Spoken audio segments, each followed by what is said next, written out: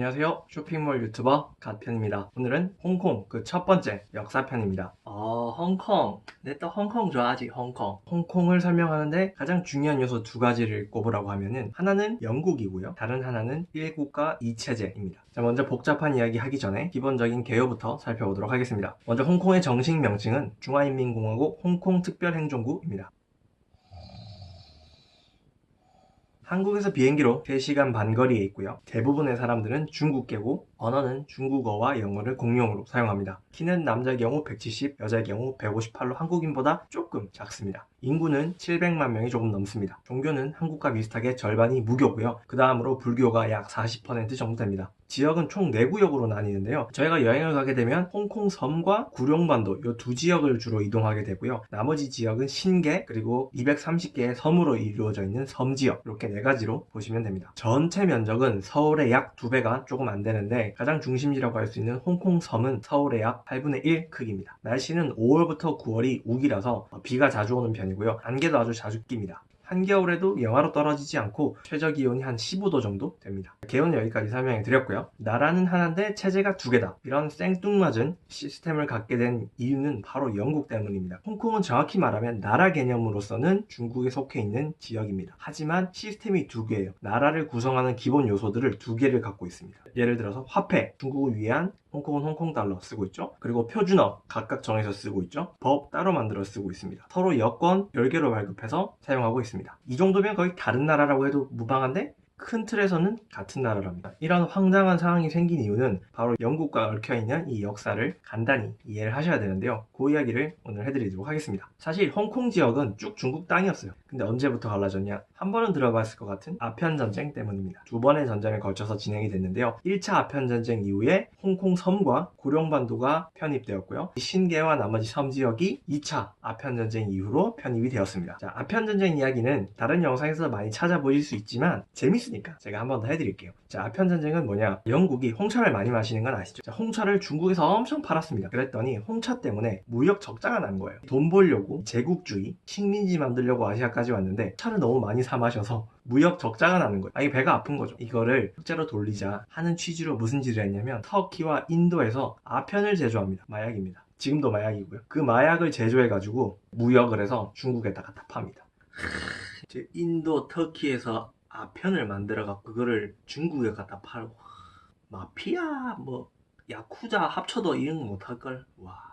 전 영국을 좋아합니다. 이런 점은 좀 그 아편을 중국에 보급하기 시작했더니 어떻게 됐겠습니까? 수많은 사람들이 약장애가 됐죠. 그래서 중국 정부에서는 큰일 났다 해서 이걸 이제 막기 시작하면서 아편을 수입하는 곳에서 관군들이 아편을 바다에 던져버리고 불에 태우고 하는 짓을 하게 되죠. 그랬더니 이제 이걸 빌미로 노렸을 수도 있어요. 영국의 정규군이 아니라 용병 같은 친구들이 쳐들어옵니다. 무기 자체가 잽이 안 됩니다. 몽둥이 들고 있는 사람과 권총 들고 있는 사람이 싸운 수준이라고 보시면 됩니다. 그래서 영국군은 거의 죽지 않고 중국군을 박살내버리고 아편 전쟁은 끝납니다. 사실 그거를 전쟁이라 하기 좀 그렇지 않나? 이쪽은 막 중기관 베고 이쪽은 막 노젓고 막 이렇게 하고 앉았대. 그 결과로 홍콩 섬과 구룡반도를 영국이 영구적으로 취득하게 됩니다. 뺏긴 거죠, 완전히. 그리고 두 번째 쳐들어왔을 때는 베이징에서도 전투를 하게 되고 또 중국이 패합니다. 그때 청나라였는데 이번에는 그 주변에 그 신계라는 지역, 그 넓은 땅덩어리까지 영국에 빼앗기게 되는데 이때는 조건이 있어요. 100년 동안만 임대하는 걸로. 그래서 이 100년이 되는 시점이 바로 1997년. 저도 TV에서 본 것 같아요. 이때 홍콩 전 지역을 다 중국에게 반환을 했습니다. 그럼 좀 이상하지 않나요? 분명히 홍콩 섬과 구룡반도 지역은 영구적으로 영국 건데 왜 다 반환했을까요? 그건 그 신계 지역에서 전기와 물 등을 공급받지 못하면 어차피 그 두 지역은 생존을 할 수가 없습니다. 중국이 나쁜 마음 먹고 야, 나 물 안 줘, 전기 안 줘, 그러면 협상을 한 겁니다. 협상하는 과정에 영국에서는 대처 수상도 있었다고 합니다. 중요한 얘기는 아니고요. 그때 바로 이겁니다. 1국가 2체제를 유지해달라. 중국이 그때 당시 공산주의였기 때문에 이 지역을 안환함과 동시에 바로 공산주의로 바꿔버리면 아주 큰 손해가 나는 거죠. 지금 잘 하고 있는 무역도 못하고 이 지역은 영국령에 있을 때 갖고 있던 자본주의 시스템을 그대로 유지할 수 있게 해달라라는 그 조건을 걸었고 중국도 승인을 한 겁니다. 이게 중국이랑 영국이 50년으로 계약을 한 거거든요. 50년이 언제 끝나냐? 2047년에 끝납니다. 지금으로부터 약 30년이 남았죠. 자, 과연 30년 뒤면 어떻게 될까요? 베이징, 상하이, 심천, 홍콩 이래가 뭐 중국의 뭐 4대 도시 이래 되겠네. 자, 여기서 홍콩을 가보시면 왜 홍콩 섬과 구룡반도 여기만 미친듯이 빌딩이 올라가 있는지도 살짝 유추를 해볼 수가 있습니다. 이 나머지 신계 지역은 100년 뒤에 반환될 것이고 그 두 지역만 영구적으로 영국 땅이니까 여러분들이 돈이 있으시다면 어디다 지으시겠어요? 그래서 그 두 곳에 미친듯이 인구가 밀집되고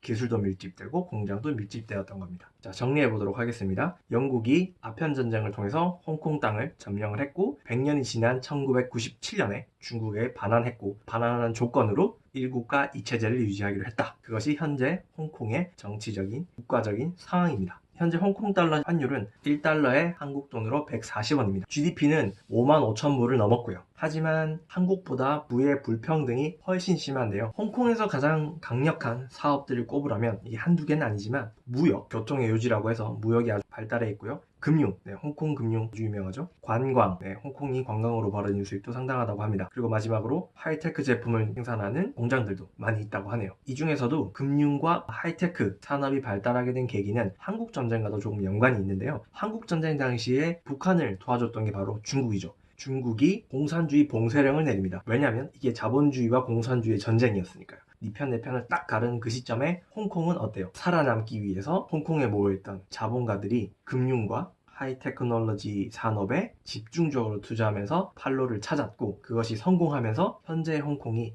아주 높은 수준의 경제력을 갖는 도시국가가 된 겁니다. 근데 홍콩도 짝퉁 졸라 유명하다 이가? 네, 그건 중국이 중국했다 이렇게 보시면 되겠죠. 현재 홍콩은 영국에 대해서 상당히 호의적입니다. 하지만 현재 중국에 완전히 편입되지 않고 꾸준히 성장하고 있기는 하지만 중국의 정치 개입이 점점 심해지고 있어서 이 부분에서 최근에 우산혁명이라는 큰 이슈가 한번 있었습니다. 2014년에 홍콩의 행정장관, 대통령과 같은 위치에 있는 사람인데요. 그 사람을 선출하는 과정이 일종의 국회의원들이 선출하는 구조였는데 이거를 홍콩 시민이 직접 뽑는 직선제로 바꾸자라는 요구를 했고 중국 중앙정부에서도 오케이를 했습니다. 근데 이게 알고 보니까 중국 본토에서 골라준 후보에서만 뽑을 수 있는 거죠. 이게 뭐 의미가 없습니다. 결국 다 신중국파들로만 후보를 채울 거니까요. 근데 이게 결정적인 계기가 되어서 대학생들이 우산을 쓰고 체류탄을 막으면서 시위를 했던 그 사건이 우산혁명인데요. 단순히 정치적인 상황만 엮여 있는 건 아니고요.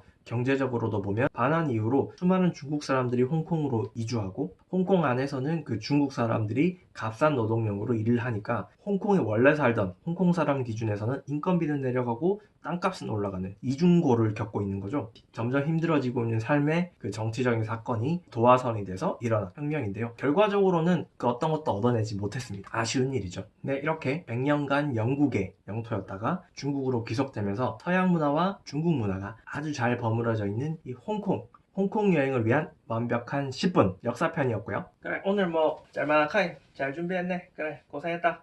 홍콩 하면 절대 또 빼놓을 수 없는 게 바로 음식이죠. 다음 편에서는 홍콩의 음식에 대해서 준비해 보도록 하겠습니다.